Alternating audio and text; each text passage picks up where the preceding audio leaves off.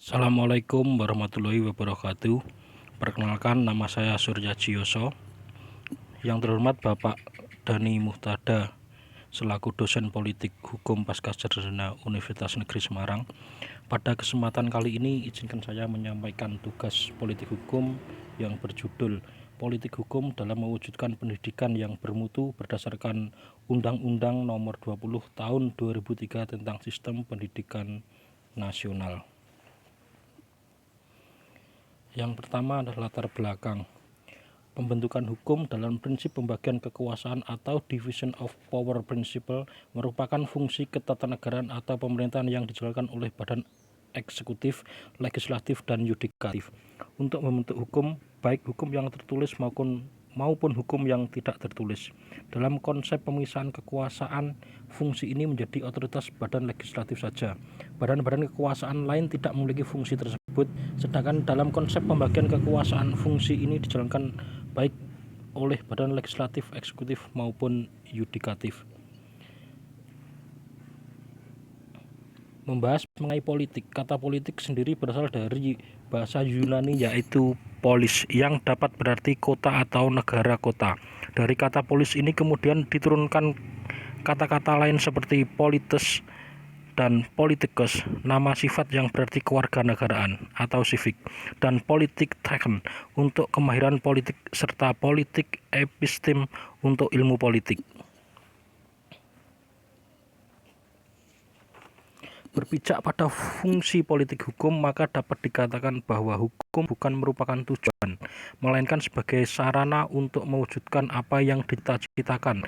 Ini berarti apabila kita mau menjalankan politik hukum Indonesia, maka kita harus memahami terlebih dahulu apa yang menjadi cita-cita dari bangsa Indonesia merdeka. Dengan kata lain, dapat dikatakan bahwa perundang-undangan merupakan bentuk pengaturan legal dalam sebuah negara hukum yang demokratis. Namun peraturan hukum formal tak pernah netral, karena ada politik hukum di belakangnya. Hukum formal itu lahir, hidup, dan juga bisa mati dalam dinamika budaya hukum. Politik hukum menjadi sangat terasa karena pemerintahan pusat sangat berperan dalam penyusunannya. Sementara bagi pemerintahan pusat juga menjadi pihak dalam tarik ulur posisi otonomi daerah. Dengan demikian, suatu sistem hukum harus mengandung peraturan-peraturan melalui pembentukan peraturan perundang-undangan sebagai wujud aplikasi politik hukum sebisa mungkin bersifat netral dan tidak memihak. Peraturan perundang-undangan merupakan bagian atau subsistem dari sistem hukum. Oleh karena itu, membahas mengenai politik peraturan perundang-undangan pada kata tidak dapat dipisahkan dari membahas mengenai politik hukum.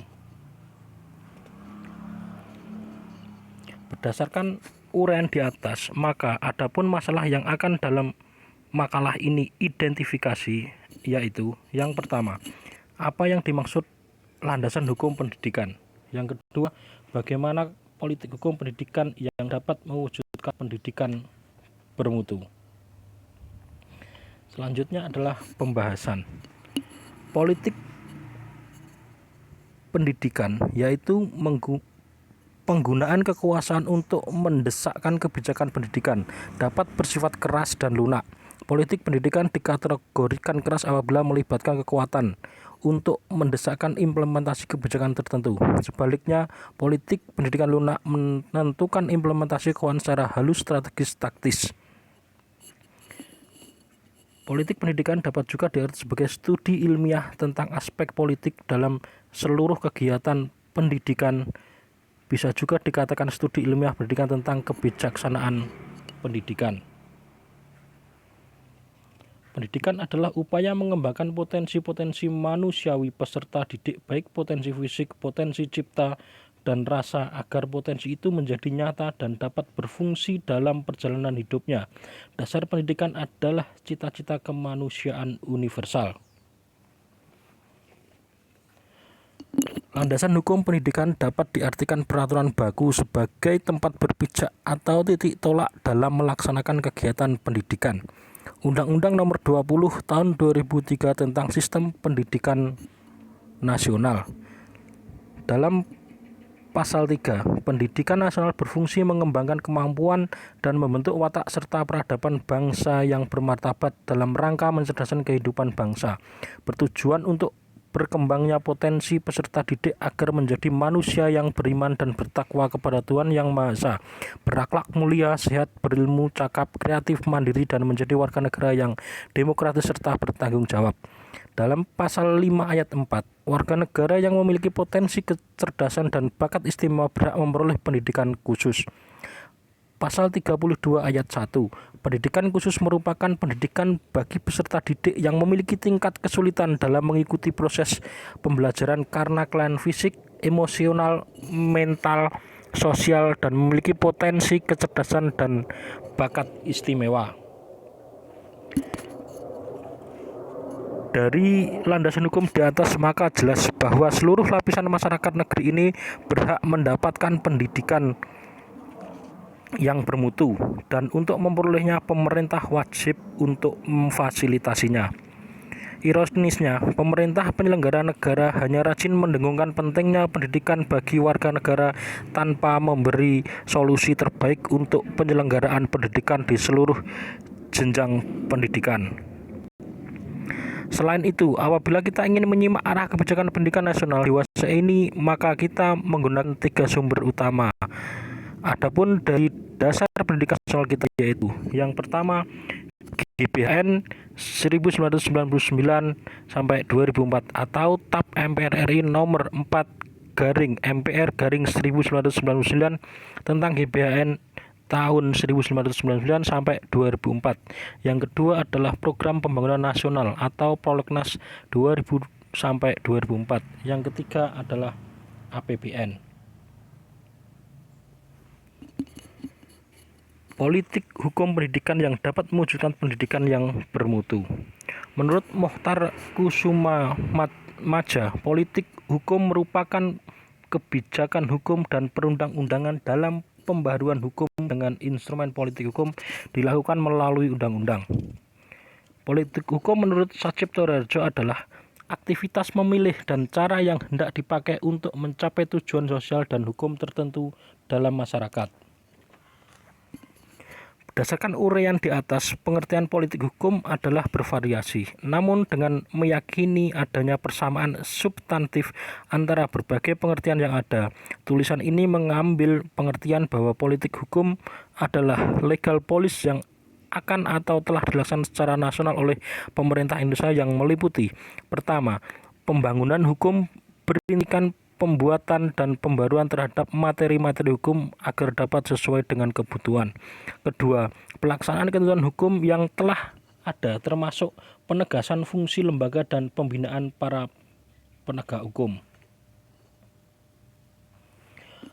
Politik hukum pendidikan atau education legal policy mencangkup pembuatan hukum pendidikan dan pelaksanaan hukum pendidikan.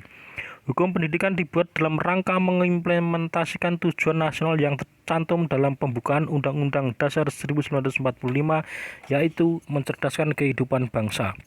Berkaitan dengan politik hukum pendidikan, prinsip penyelenggaraan pendidikan diatur dalam pasal 4 ayat 1 dan pasal 4 ayat 3 Undang-Undang Sisdiknas yang tertulis sebagai berikut.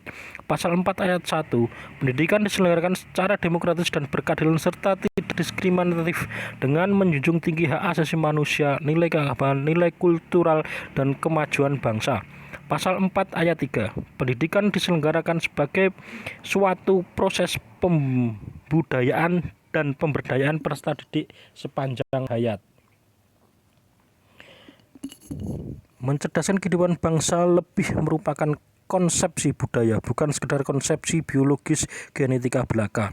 Cerdas bukan hanya mampu mengetahui dan bisa melakukan sesuatu, tetapi lebih mengarah kepada mengetahui serta mampu memilah mana yang baik dan mana yang buruk.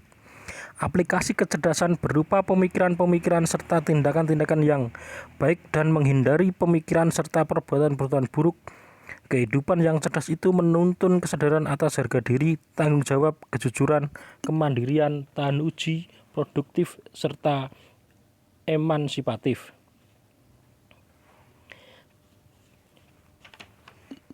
3 kali perubahan undang-undang tentang sistem pendidikan, 7 kali perubahan kurikulum, dan 3 kali perubahan dalam sistem penentuan kelulusan atau ujian akhir tampaknya tidak berpengaruh pada model pembelajaran dan suasana kependidikan yang memungkinkan sekolah sebagai pusat pembudayaan untuk mencerdaskan kehidupan bangsa.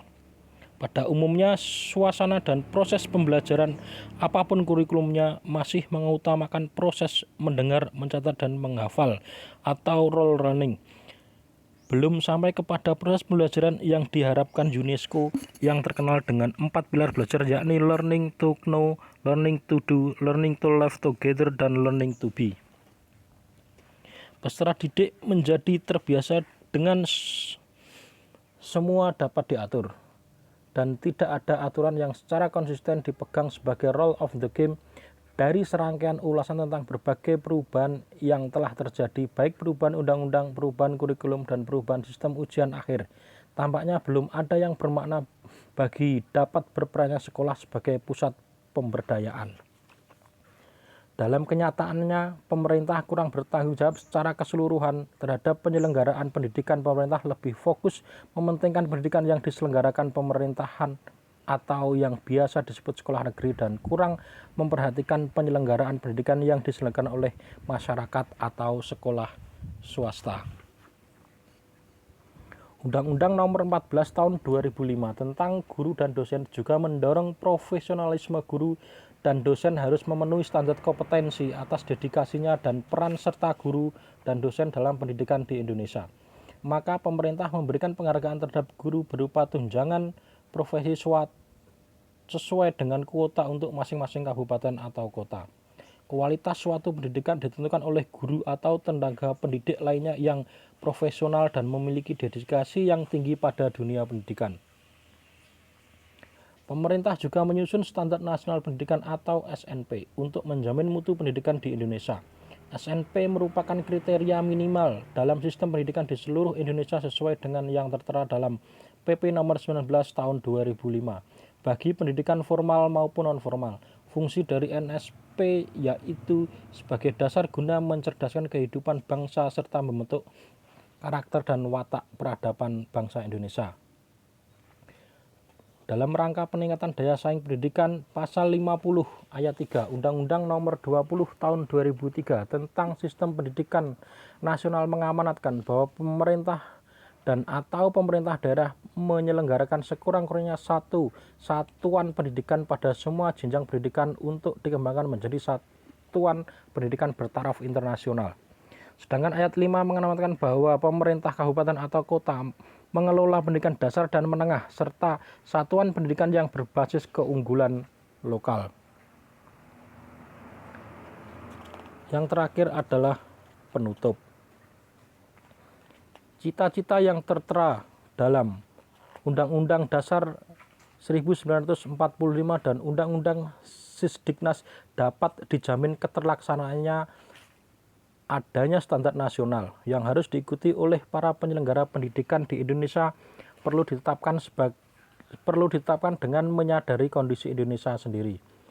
Era reformasi telah memberikan ruang yang cukup besar bagi perumusan kebijakan-kebijakan pendidikan baru yang bersifat reformatif dan revolusioner. Bentuk kurikulum menjadi berbasis kompetensi. Begitu pula bentuk pelaksanaan pendidikan berubah dari sentralistik atau orde lama menjadi desentralistik. Anggaran pendidikan ditetapkan sesuai dengan Undang-Undang Dasar 1945 yaitu 20% dari APBN dan APBD, sehingga banyak terjadi reformasi di dunia pendidikan.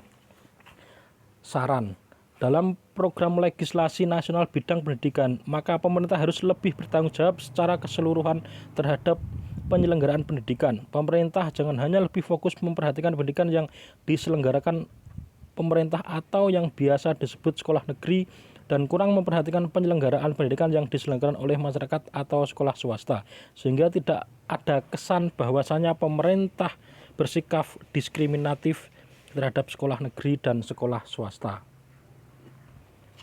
Sekian pemaparan dari saya, ada kurang lebihnya mohon maaf. Wassalamualaikum warahmatullahi wabarakatuh.